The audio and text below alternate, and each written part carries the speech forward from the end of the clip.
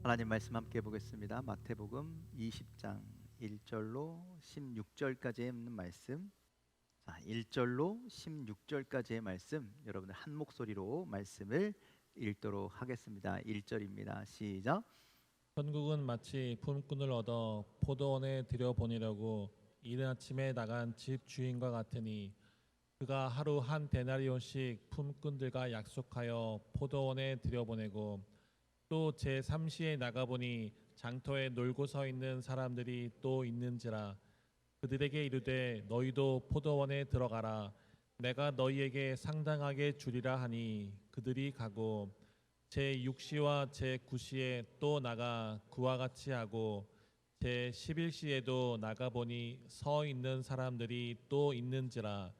이르되 너희는 어찌하여 종일토록 놀고 여기 서 있느냐. 이르되 우리를 품꾼으로 쓰는 이가 없음이니이다.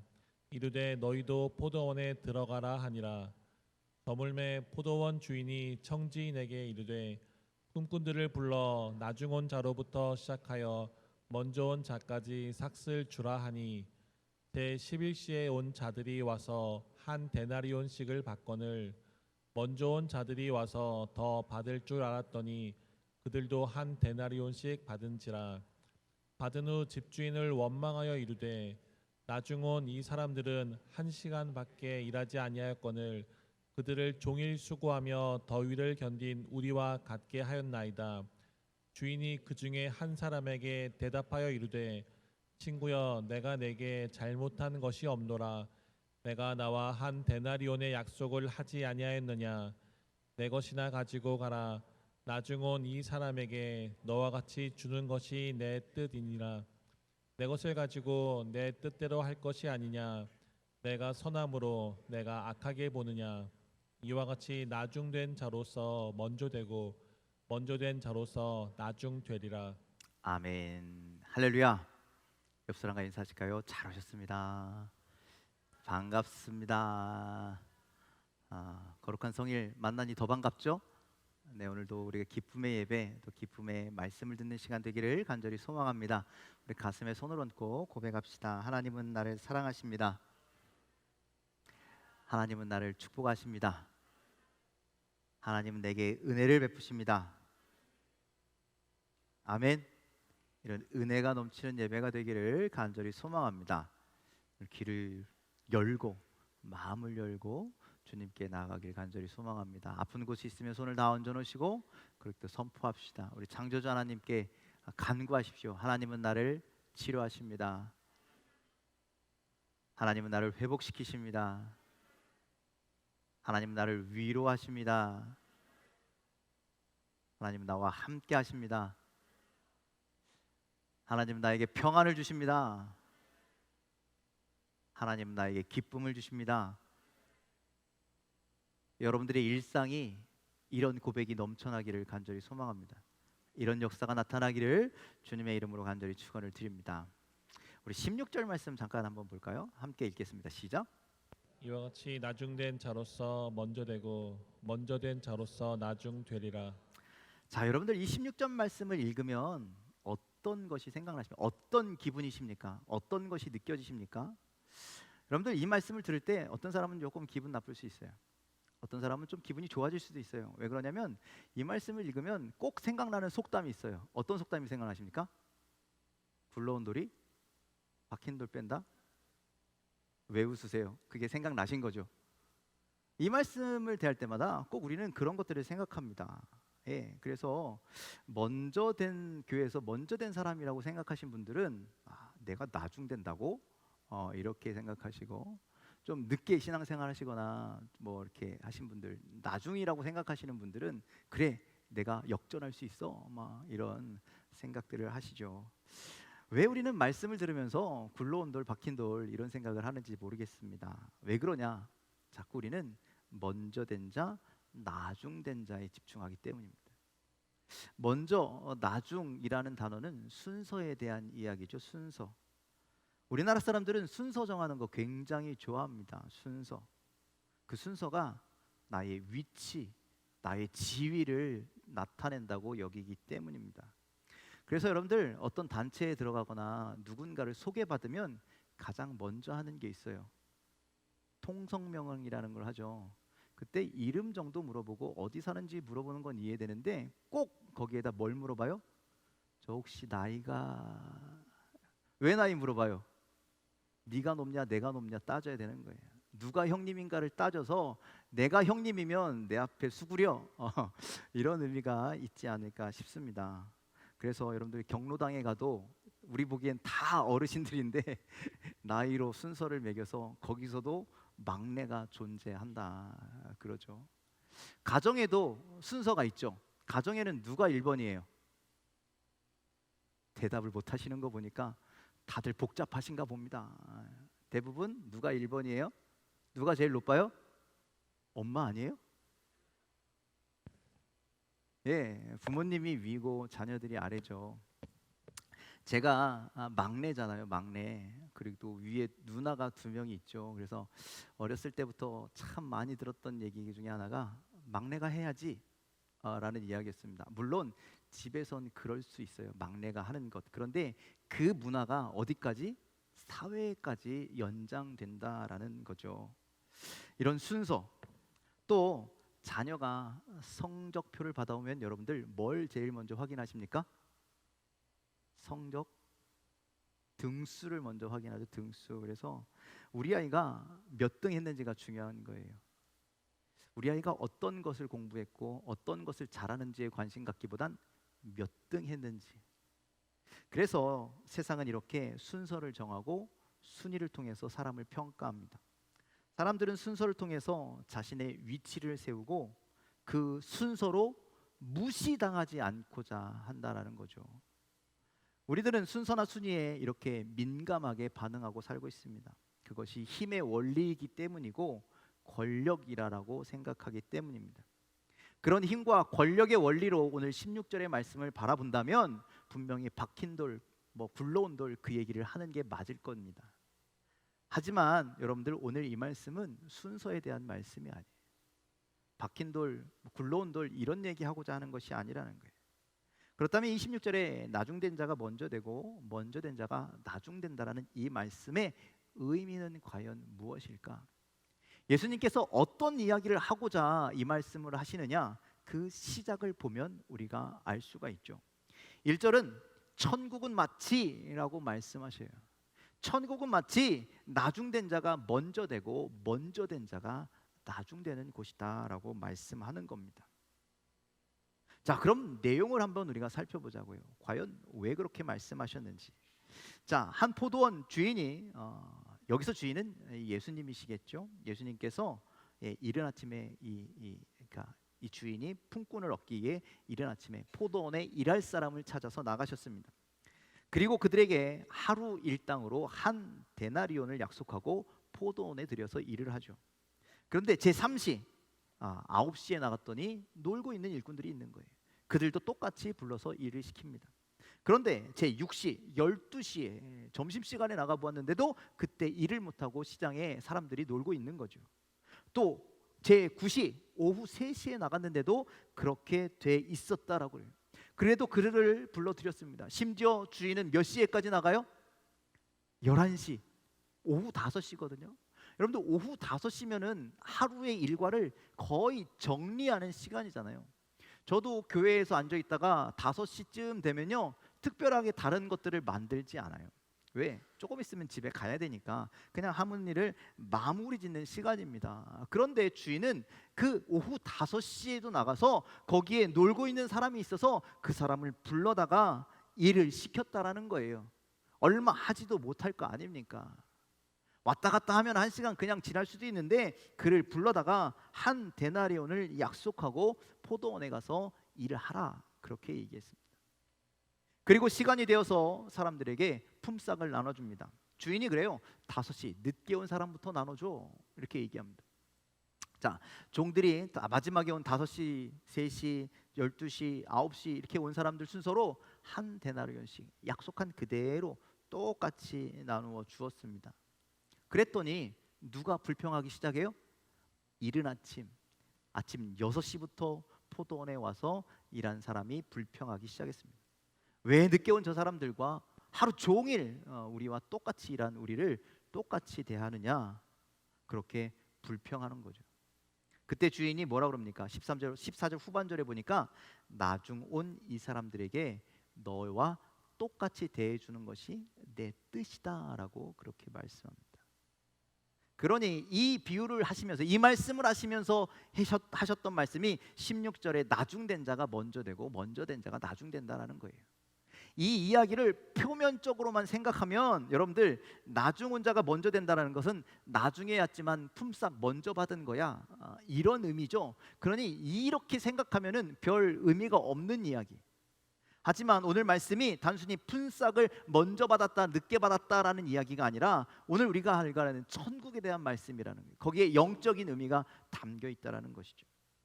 여러분들, 마지막에 온 오후 5시에 온 사람들은 아까도 말씀드렸지만 거의 일을 하지 않았습니다. 그럼에도 불구하고 하루에 품삯을 받았다라는 거예요. 여러분들 생각해 보십시오. 고작 한 시간이라고 하루 품삯을 받았으면 그 사람은 어떤 사람일까요? 네? 뭐라고 그랬어요? 땡 잡았다. 맞아요. 땡 잡은 거예요. 땡 잡은 거예요. 하루 일했는데, 한 시간 일했는데 하루치 일당을 받았으니 그 사람은 땡 잡은 거예요. 운수가 대통한 날이죠. 대박 사건 아닙니까? 그런데 믿음의 사람들은 저 대답이 맞지만 저렇게 이야기해서는 안 돼. 믿음의 사람들은 뭐라고 이야기할까요? 은혜 받았다. 그 사람은 은혜를 받은 겁니다. 한 시간 일했는데도 하루 품삯을 받았으니 그 사람은 은혜 받은 겁니다.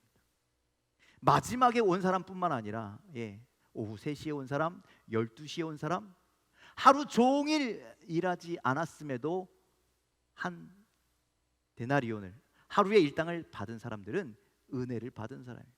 여러분들, 그렇다면 아침부터 와서 일한 사람은 그러면 은혜를 안 받은 걸까요? 그렇지 않죠. 들어와서 일을 할 수 있는 것 자체가 은혜인 겁니다. 와서 일하고 싹쓸 받을 수 있는 것이 은혜인 겁니다. 뒤에서 나오겠지만 그런 것도 은혜라는 거죠. 그래서 나중된 자가 먼저 되었다라는 것은 그 사람이 은혜를 받았다라는 의미. 그래서 여러분들, 천국은 어떤 사람의 것이냐? 은혜를 받은 사람들의 것이라는 거예요. 은혜를 받은 사람들이 들어가는 곳이라는 거예요. 천국은 은혜가 넘치고 사랑이 넘치는 자들의 소유인 것입니다. 그래서 이 땅에서도 마찬가지입니다. 우리가 하늘나라를 소망하지만, 그 하나님의 나라를 소망하지만, 이 땅에서도 여러분들, 우리가 가정을 천국으로 만들려면, 교회가 천국과 같은 교회가 되려면, 그리고 사회가 천국과 같은 곳이 되려면 은혜 받은 사람들이 많아야 돼. 은혜 받은 사람으로 가득해야 돼. 여러분들의 가정에 은혜 받은 사람이 가득하면요, 그곳은 천국이 되는 거예요. 그렇겠죠? 그렇겠죠? 싫으십니까? 천국 되기를 간절히 소망합니다. 여러분들의 가정이, 여러분들의 일터가, 여러분들의 교회, 우리 교회가, 우리 공동체가, 모든 곳들이 여러분들 은혜 받은 여러분들로 인하여 천국이 되기를, 그 천국을 누리는 여러분들이 되기를 주님의 이름으로 간절히 축원을 드립니다. 그래서 여러분들, 오늘 말씀을 통해서 우리가 깨달아야 되는 건 은혜를 받아야 한다는 거예요. 여러분들, 은혜 받기를 주님의 이름으로 간절히 축원을 드립니다. 하나님의 사랑 받기를 주님의 이름으로 간절히 축원을 드립니다. 그래서 오늘 우리는 어떻게 하면 은혜를 누릴 수 있을까? 어떻게 하면 은혜를 받을 수 있을까? 오늘 말씀을 통해서 함께 나누려고 합니다.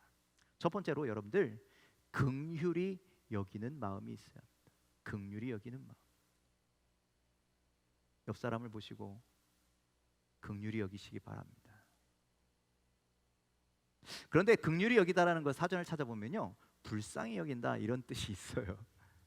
근데 이건 불쌍히 여기는 개념이 아니에요. 내가 잘났고 너는 못나서 내가 너를 불쌍히 여기게, 이게 아니라는 거예요. 긍휼이라는 것은요, 사랑이 담겨 있는 불쌍함입니다. 여러분들, 왜 포도원 주인이 5시에 나가서 거기에 놀고 있는 사람들을 데리고 들어왔을까요? 데리고 들어왔으면 다른 사람들에 비해서 일한 만큼만 줘야지, 1시간 분량의 돈만 줘야지 왜 하루 일당을 다 주었습니까? 왜 주인은 이런 손해를 감수하고 있습니까? 이것은 어떤 이유로도 설명이 안 되지만 단 하나, 긍휼히 여기는 마음이 있었다.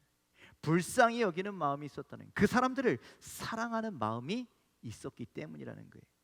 이들은 하루 벌어 하루를 사랑하라는 그런 품꾼들이었습니다. 그리고 이 품꾼들은 대부분 그 집안의 가장이겠죠.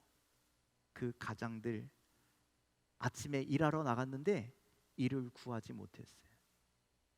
오후 5시가 될 때까지 일을 구하지 못했어요. 어떻게 해서든 일을 하고 싶어서 버티고 버텼는데 5시까지 일을 하지 못했어요. 이제 빈손으로 들어가야 되는 거예요. 빈손으로 집에 들어가면 어떻게 돼요? 그 집에 있는 사람들은 굶어야 돼요. 다음 날도 일을 할 수 있을 거라는 보장이 없어요. 그럼 내일도 못하면 또 굶어야 돼요. 주인은 이런 사람들의 삶을 본 거예요. 안타까운 마음, 심정인 거예요. 그래서 그들을 긍휼히 여기는 마음으로, 불쌍히 여기는 마음으로, 사랑하는 마음으로 5시일지라도 내가 내 손해를 감수하면서 그들을 불러들이는 거예요. 그리고 1시간 분량의 품을 준 것이 아니라 하루, 그래야 이들이 살아갈 수 있으니, 여러분들 그런 마음을 가지고 주인은 그들을 불쌍히 여는, 긍휼히 여기는 마음을 가지고 그들에게 일을 주었다라는 거예요. 그래서 여러분들, 우리가 은혜가 넘치는 삶을 살기 위해선 바로 긍휼히 여기는 마음이 우리들에게 있어야 합니다. 여러분들 긍휼히 여기는 마음을 가지시길 바랍니다. 불쌍히 여기는 마음을 가지시길 바랍니다. 사랑의 마음을 가지시길 바랍니다. 여러분들 가정에서 남편을 불쌍히 여기십시오. 아내를 불쌍히 여기십시오. 자녀를 불쌍히 여기십시오. 부모님들을 불쌍히 여기십시오. 그 불쌍한 마음, 긍휼한 마음 안에 사랑이 가득 담겨 있기를 간절히 소망합니다. 그러면 그 가정은요, 그때부터 천국은 마치 그렇게 되는 거예요. 여러분들, 우리의 삶이 왜 메마르고 왜 강팍해졌습니까? 긍휼히 여기는 마음이 상실되었기 때문입니다. 긍휼히 여기는, 불쌍히 여기는 그 사랑의 마음은요, 여러분들, 사랑은 상대방의 모든 실수를, 모든 죄를, 모든 부족함을 알아도 덮는 힘이 있어요. 주인은 사랑하는 마음으로 일꾼들의 그 부족한 것들을 덮어주는 거예요. 1시간밖에 안 했지만 그 부족함을 덮어주는 거예요. 그들의 아픔을 헤아리는 거예요. 주인이 가진 긍휼히 여기는 마음, 불쌍히 여기는 사랑의 마음이 이 나중된 자가 은혜를 받는 큰 계기가 되었다는 것이죠. 그런데 마태복음 5장 7절은 우리에게 이렇게 말씀합니다. 함께 읽겠습니다. 시작. 긍휼히 여기는 자는 복이 있나니 그들이 긍휼히 여김을 받을 것이미요. 긍휼히 여기는 자가 복이 있나니, 무엇을 받는다고요? 긍휼히 여김을 받을 것이다. 우리가 긍휼히 여기는 마음을 갖는다면 우리 또한 긍휼히 여김을 받게 될 것이라는 거예요. 주님이 우리를 긍휼히 여기신다라는 거예요.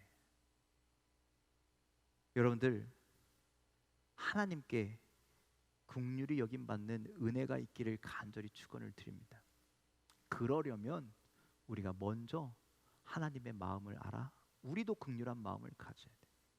내 옆사람, 내 가족, 내 자녀, 내 곁에 있는 모든 이들에게 이 긍휼히 여기는 마음, 불쌍히 여기는 마음, 이 사랑하는 마음을 가지고 대하시는 여러분들이 되기를 주님의 이름으로 간절히 축원을 드립니다.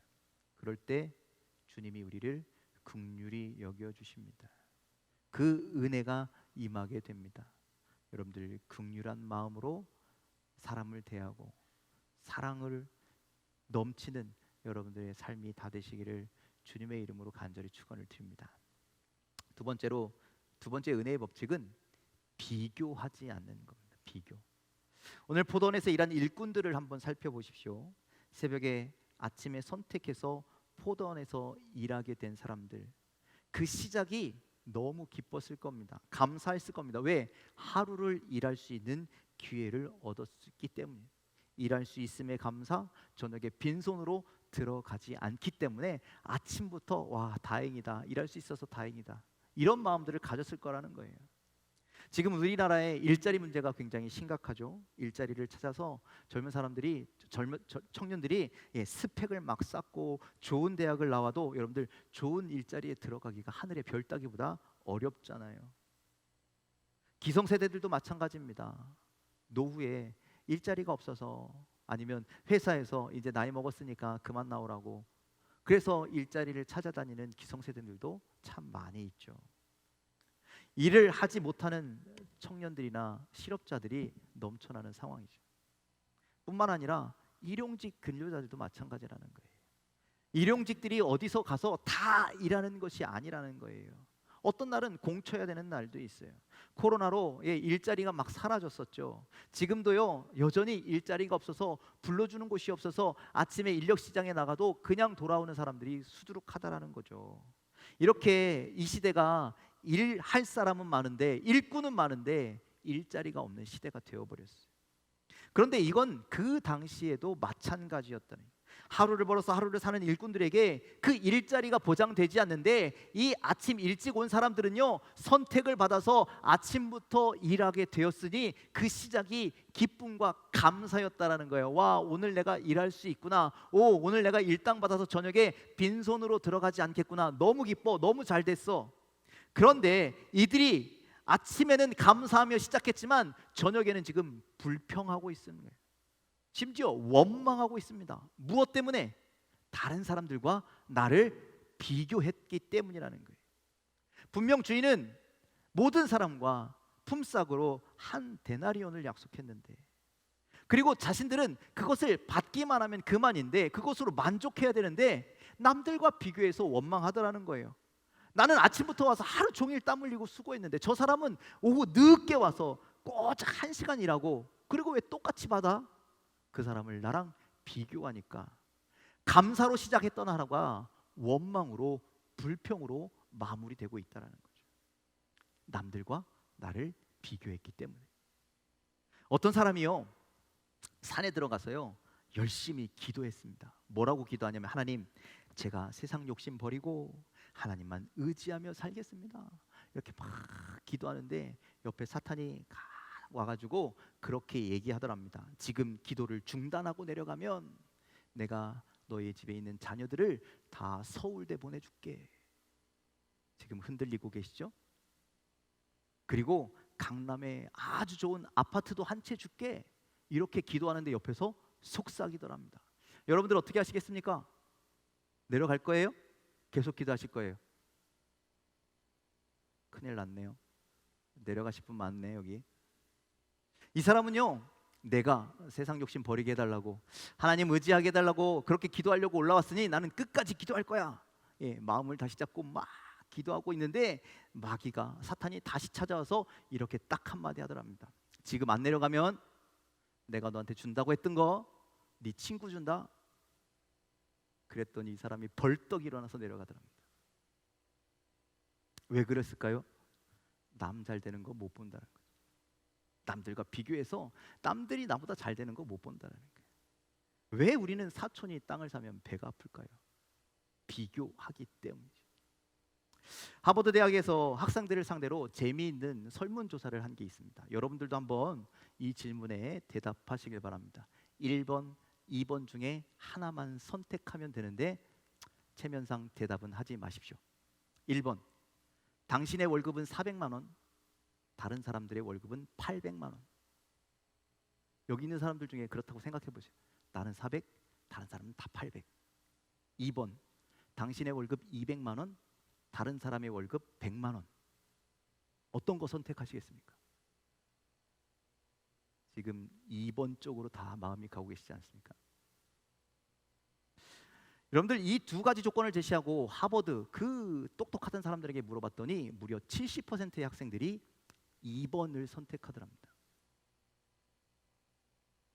남들과 비교해서 적은 400만 원보단 적지만 남들과 비교해서 많은 것을 선택하더래요. 이렇게 우리가 얼마나 비교에 민감한지를 보여주는 예죠. 여러분들 가족 간에 반드시 하지 말아야 할 것이 있습니다. 그건 비교하는 거죠. 엄친 딸, 엄친 아들과 우리의 자녀를 비교해서는 안 됩니다.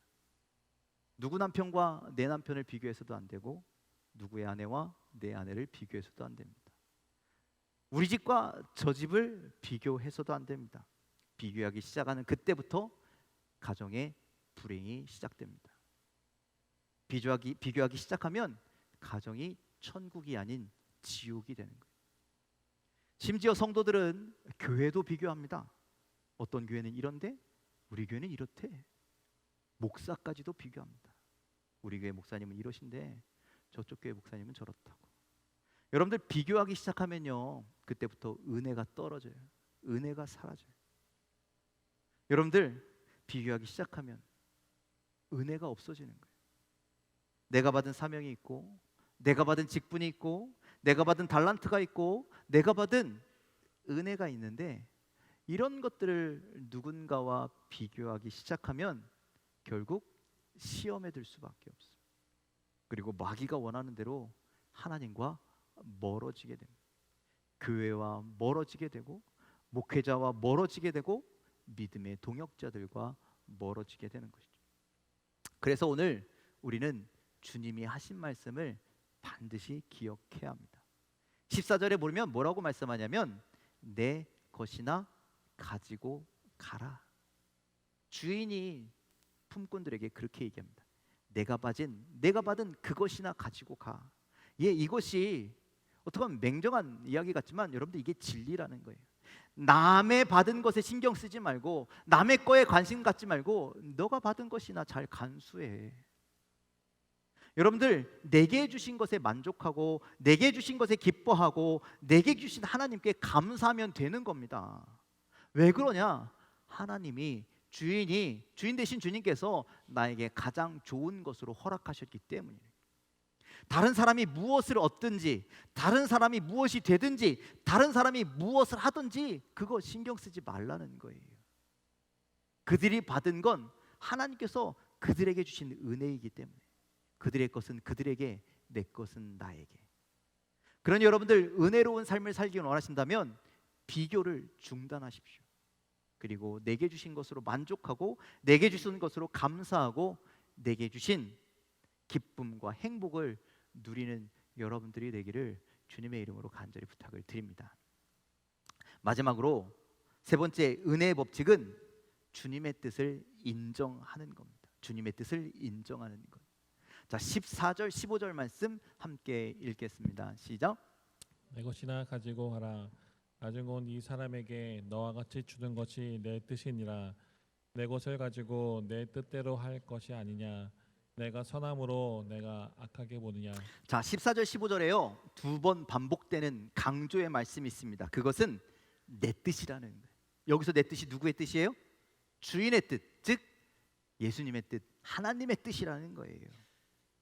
그렇게 하시는 것이 하나님의 뜻이라는 거예요. 그런데 한낱 품꾼인 주제에 일꾼인 자들이 이래라 저래라 주인 되신 양반에게 이렇게 불평하는 것은 합당치가 않다라는 것이죠. 여러분들 은혜는 누구의 것입니까?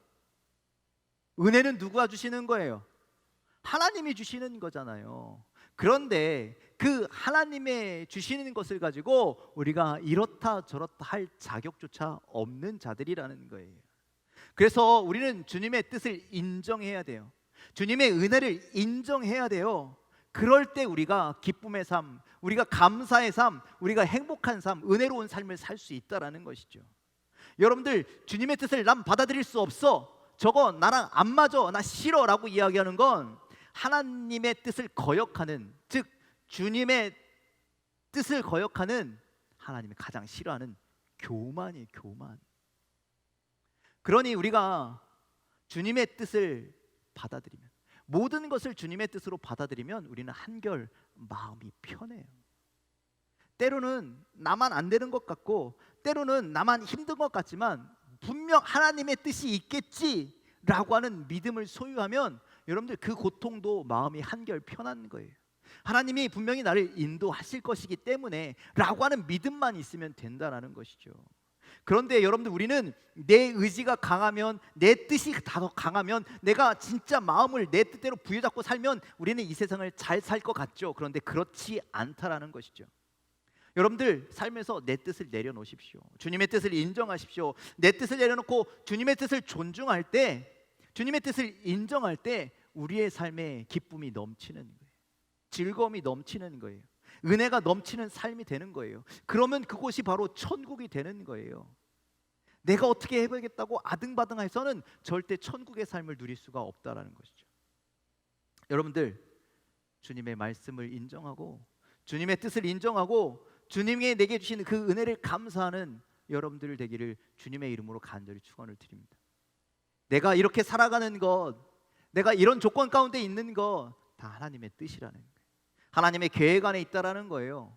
그러니 그것을 인정할 때 우리는 기쁨을 누릴 수 있고, 우리는 지금 이곳에서도 은혜를 누릴 수 있고, 지금 우리의 삶이 험한 삶 같지만, 안타까운 삶 같지만 하나님의 은혜 안에 있고 하나님의 계획 안에 있다라고 믿는다면 그곳이 바로 천국이 됨을 여러분들 기억하시길 바랍니다. 오늘 주님의 뜻 앞에 묵묵히 순종하고 묵묵히 감사하고 묵묵히 기쁨을 누리는 여러분들의 인생이 되기를 주님의 이름으로 간절히 축원을 드립니다.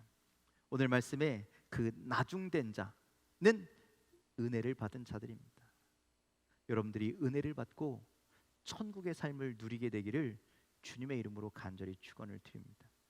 그 천국으로 들어가는 은혜가 여러분들에게 임하시기를, 여러분들의 삶의 자리가 천국이 되는 그 은혜가 넘쳐나기를 주님의 이름으로 간절히 축원을 드립니다. 그러기 위해서 여러분들 불쌍히 여기는 마음, 긍휼히 여기는 마음, 사랑하는 마음을 늘 갖고 주변의 모든 이들을 대하는 여러분들 되기를 간절히 소망합니다. 그리고 비교하지 마십시오. 내게 주신 은혜에 감사하십시오. 만족하십시오. 그것을 누리는 여러분들의 삶이 되길 간절히 소망합니다. 그리고 이 모든 것이 하나님의 뜻임을 깨닫고 하나님 뜻 앞에 묵묵히 순종하며 믿음으로 살아가서 여러분들의 삶의 모든 자리가, 은혜 받은 여러분들의 삶의 모든 자리가 하나님의 나라 천국이 되시길 주님의 이름으로 간절히 축원을 드립니다.